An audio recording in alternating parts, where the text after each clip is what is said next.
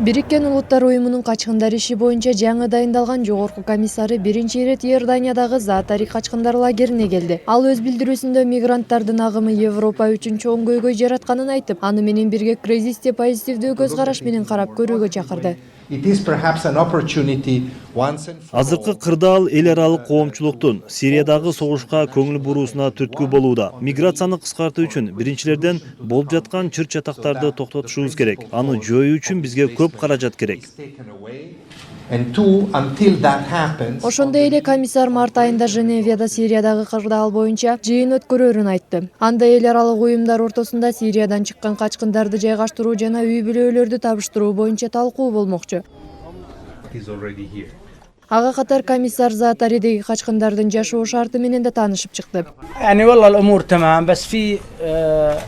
Баары жакшы эле го, бирок тамак аш бир аз жетишпейт. Бизге айына 160 динардан берип турушат. Ал баарына эле жете бербейт. Айдын аягында нан табуу үчүн иштөөгө туура келет.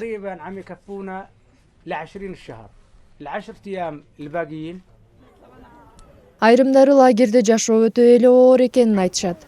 Мен мында кызым менен жашаймын. Жолдошум жок. Бизге эч нерсе беришпейт. Жада калса жылууну үчүн да. Иорданияда расмий маалымат боюнча 100 миңге жакын сириялык качкындар жашайт. Алардын 85-и Заатариде турушат. 2011-жылы башталган куралдуу салгылашуулардан улам ушул күнгө чейин Сириядан 3 миллиондон ашуун киши качып чыккан.